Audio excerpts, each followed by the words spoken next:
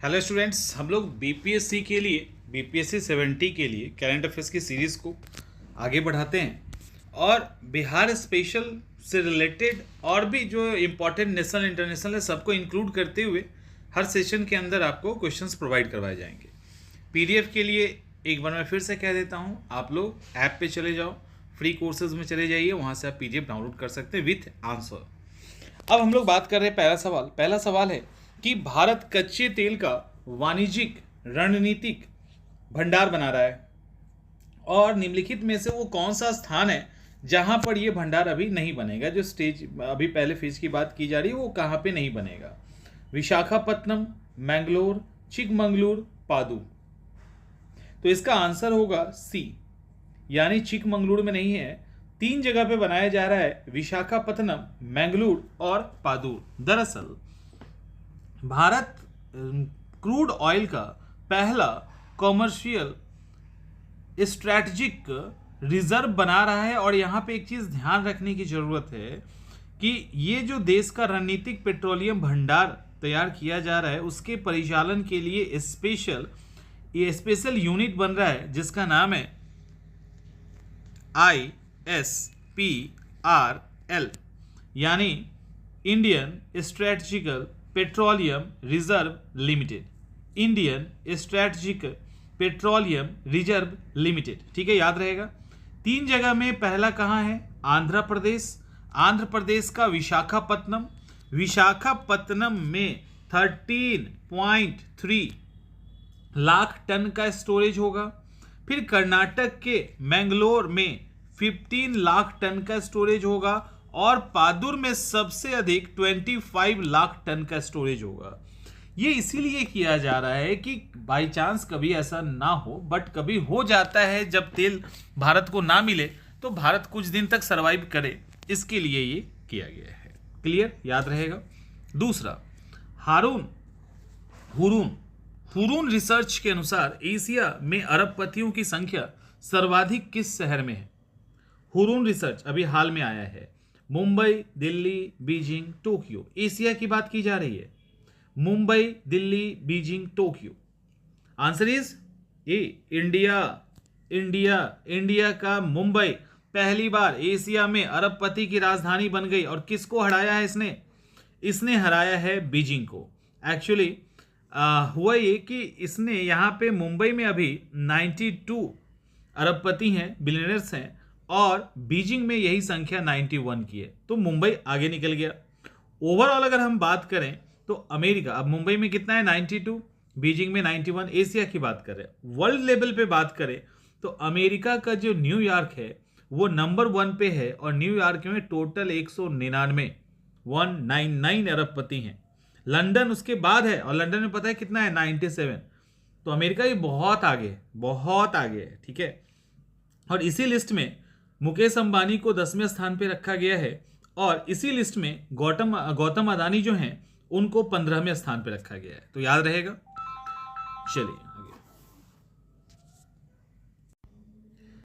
अगला सवाल इंपॉर्टेंट है। निम्नलिखित में से किस तिथि को नागरिकता संशोधन कानून CAA को केंद्र सरकार के द्वारा अधिसूचित किया गया है? 20 फरवरी 2024, 11 मार्च 2024, 30 अप्रैल 2024, 1 जनवरी 2024। आंसर क्या होगा? देखो, इस तरह के क्वेश्चन जब आएंगे ना तो इसमें आपको डेट ध्यान में रखना है। बीपीएससी का नेचर रहा है इस तरह में डेट पूछ देने का, तो आंसर इज बी। इसका आंसर होगा बी। 11 मार्च 2024 को इसको नोटिफाइड कर दिया गया है और ये उसी के साथ लागू हो गया है। अब क्या होगा? अभी होगा क्या? इसमें क्या है? 3 देश से आने वाले, वो 3 देश कौन होगा? अफगानिस्तान, बांग्लादेश और ऑब्वियसली पाकिस्तान। तो अफगानिस्तान, बांग्लादेश और पाकिस्तान से कितने धर्म के लोग? 6 धर्म के लोग यदि इंडिया आते हैं। 6 धर्म में पहला हिंदू, दूसरा सिख, तीसरा बौद्ध, चौथा जैन, 5वां पारसी, 6ठा ईसाई। याद रखना है इसको भी। हम सिर्फ ये नहीं कह सकते कि नॉन मुस्लिम में कई सारे रिलीजन आते हैं। इन रिलीजन में हिंदू, सिख, बौद्ध, जैन, पारसी और ईसाई, सिर्फ मुस्लिमों को नहीं एंट्री दी गई है। इन पे लागू होगा।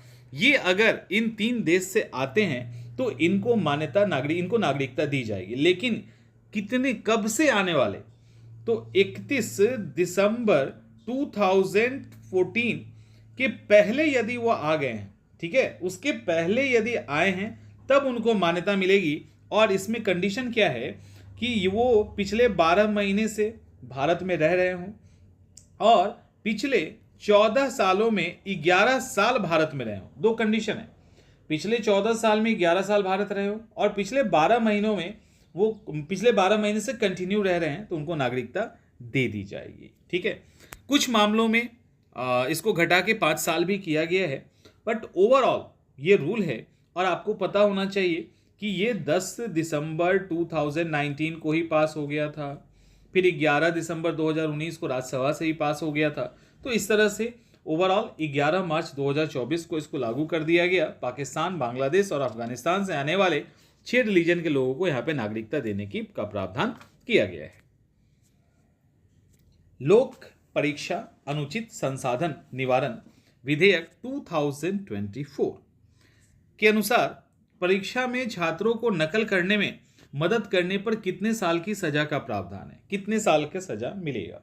2 से 5 साल, 3 से 10 साल, 8 से 11 साल या आजीवन सजा? आंसर क्या होगा?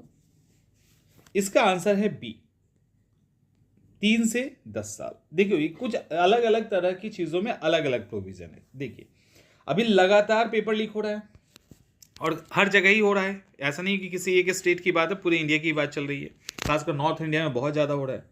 अब यहाँ पे छात्रों को नकल से रोकने के लिए अगर कोई नकल कर रहा है, उसमें कोई कॉपरेट कर रहा है तो 3 से 10 साल की सजा है।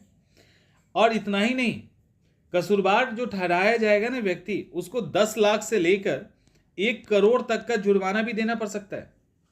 जुर्माना भी लगेगा और 3 से 10 साल की सजा भी होगी। एक चीज ध्यान रखिएगा, इस प्रोविजन में जो यहाँ पे रूल लाया गया है, लोक परीक्षा अनुचित साधनों का निवारण विधेयक 2024, इसमें कैंडिडेट के ऊपर कोई भी एक्शन नहीं लिया गया, उसके खिलाफ कोई भी नियम यहाँ पे नहीं है।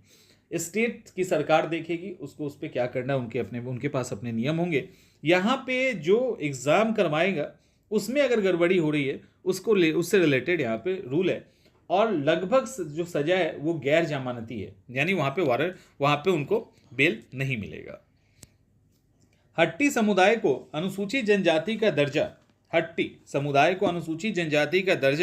देने के लिए एक नोटिफिकेशन यानी अधिसूचना जारी की गई है। किस राज्य के द्वारा ऐसा किया गया है? उत्तराखंड, हिमाचल प्रदेश, अरुणाचल प्रदेश या मेघालय? तो answer is B, Himachal Pradesh.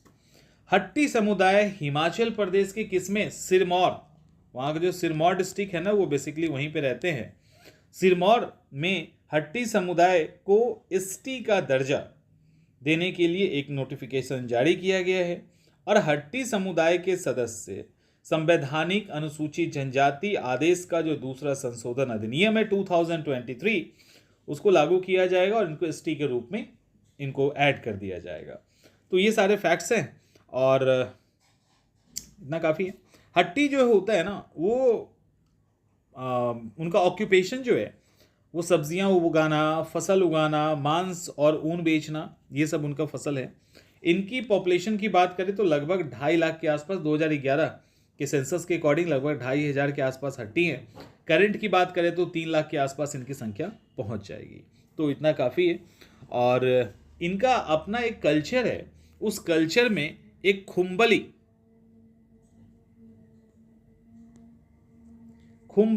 ठीक है नामक एक इनका ट्रेडिशन काउंसिल है, उसी के द्वारा ये अपने आप को रेगुलेट करते हैं और ये टोंस नदी के आसपास ज़्यादातर रहते हैं। आगे बिहार के कुछ क्वेश्चंस को देख लेते हैं। क्वेश्चन है, वीवर्स ऑफ होप में होप जो फिल्म है, डॉक्यूमेंट्री है basically, weavers of hope UNESCO का पुरस्कार जीता है। यह डॉक्यूमेंट्री किस पर आधारित है?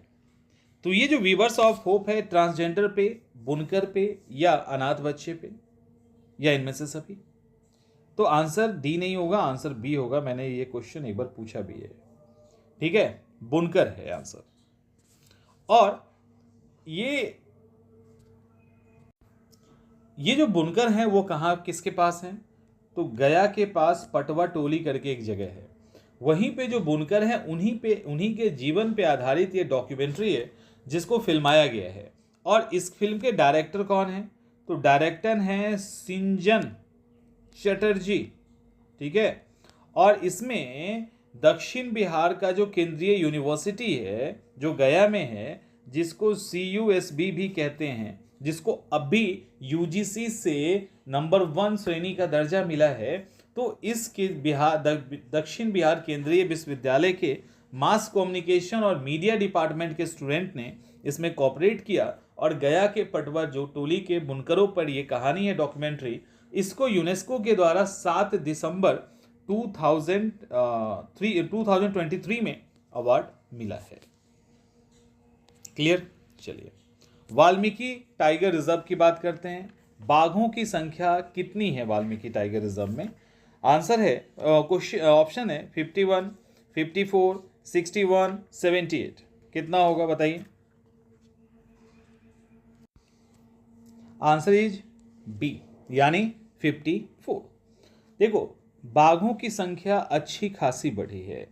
एक्चुअली जो हमारा राष्ट्रीय बाघ संरक्षण प्राधिकरण है उसके द्वारा, जिसको NTCA भी कहते हैं, तो नेशनल टाइगर कंजर्वेशन अथॉरिटी, राष्ट्रीय बाघ संरक्षण प्राधिकरण, उन्होंने ऑफिशियली अनाउंस किया है कि VTR के अंदर वाल्मीकि टाइगर रिजर्व, शॉर्ट में इसको VTR कहते हैं, बाघ की संख्या 31 से बढ़कर 54 हो गई है 2023 तक। और आपको पता है VTR अभी तक बिहार का एकमात्र टाइगर रिजर्व है। जल्दी ही कैमूर को भी दर्जा मिल जाएगा दूसरा का, और लेकिन अभी तक नहीं मिला है। और ये जो VTR है, ये VTR पश्चिम चंपारण में है, ये नेपाल के साथ भी बॉर्डर शेयर करता है, ये उत्तर प्रदेश के साथ बॉर्डर शेयर करता है। यदि आप VTR जाओगे तो बगल में ही क्रॉस करके लोग नेपाल भी जाते हैं वहाँ वाल्मीकि आश्रम देखने के लिए। और इतना ही नहीं, इस VTR के बारे में बोला गया भारतीय वन सर्वेक्षण रिपोर्ट 2021 में कि VTR का 85.7% एरिया, देख लो, VTR का 85.71% जो एरिया है वो वनाच्छादित है, यानी वो फॉरेस्ट से, वो सब मतलब इतने बड़े एरिया पे फॉरेस्ट है, तो वनाच्छादित 85.71% एरिया बहुत अधिक होता है। यहाँ पे बाघ भी है, तेंदुआ भी है, बाइसन भी है, जंगली सुअर, इस तरह की चीजें हैं। आगे, बिहार सरकार के द्वारा वायु प्रदूषण सोर्स यानी स्रोत की पहचान के लिए निम्नलिखित में से किस शहर को चुना गया है? नवादा, भागलपुर, मुंगेर, भागलपुर, मुजफ्फरपुर, गया और रोहतास। तो आंसर इज सी, मुजफ्फरपुर और गया। दरअसल सोर्स कहाँ है एयर पॉल्यूशन का? तो बिहार सरकार ने एयर पॉल्यूशन के सोर्स के एनालिसिस के लिए अभी मुजफ्फरपुर और गया को चुना है, जहां पे रियल टाइम सोर्सेज अपॉर्चमेंट स्टडी किया जाएगा। और इसके लिए मुजफ्फरपुर, पटना को चुना है। तब आपके मुजफ्फरपुर और गया को चुना है। आपके दिमाग में आएगा पटना का क्या भाई, पटना में तो इतना ज़्यादा पॉल्यूशन है, तो पटना को क्यों छोड़ दिया गया? पटना को नहीं छोड़ा गया है। एक्चुअली पटना पे ऑलरेडी रिसर्च चल रहा है, और पटना पे जो पर्यावरण और सतत विकास संस्थान है प्लस BHU मिलकर पटना पे ऑलरेडी काम कर रहे हैं, और सितंबर 2024 तक इस पे रिपोर्ट भी आ जाएगा, ऐसी संभावना है, पटना पे आ जाएगा। लेकिन मुजफ्फरपुर और पटना के बाद मुजफ्फरपुर और गया को हाल ही में लिया गया है, और इसके लिए बिहार राज्य का जो प्रदूषण नियंत्रण बोर्ड है वो और IIT दिल्ली मिलकर इस पे काम कर रहा है। और यहाँ पे बेसिकली जो PM मैटर होता है वो PM 2.5 और 10 को लेकर एनालाइज किया जाएगा कि ये किस तरह से ओरिजिनेट होता है और क्या क्या नुकसान पहुंचा रहा है। इसके सोर्स की भी बात की जाएगी, तभी जाके उसको कंट्रोल करने की कोशिश किया जाएगा, इससे रिलेटेड नियम बनाए जाएंगे। तो ये इंपॉर्टेंट फैक्ट्स आज के लिए, और भी है, ओके ठीक है, इसको भी करते हैं। ज्योति सिंह को अंतर्राष्ट्रीय दिव्यांगजन दिवस के अवसर पर द्रौपदी राष्ट्रपति मुर्मू के द्वारा एक अवार्ड दिया गया है ना। और मुर्मू ने जो ये अवार्ड दिया है वो 2003। अच्छा, एक सवाल यहाँ पे ये है कि ये किस जिले से संबंधित हैं? समस्तीपुर, मुंगेर, मुजफ्फरपुर या Patna? Answer is C. Answer C. अब ये 3 दिसंबर की कहानी है 2023 को। मुजफ्फरपुर की हैं ज्योति सिन्हा। इनको मस्कुलर डिस्ट्रॉफी रोग हो चुका है। इसके कारण इनको दिक्कत होती है चलने में, उठने में। तो इनको श्रेष्ठ दिव्यांगजन का राष्ट्रीय पुरस्कार दिया गया है। और ये किसको दिया जाता है? जो भी इस तरह से दिव्यांग हैं और वो अपने अपने एरिया में अच्छा काम कर रहे हैं, यानी उत्कृष्ट काम कर रहे हैं, तो उनको ये प्राइज़ दिया जाता है। इसी में ज्योति सिन्हा मुजफ्फरपुर की जो है उनको चुना गया है। तो आज के लिए इतना ही। कल फिर हम लोग नए करंट अफेयर्स के साथ मिलेंगे।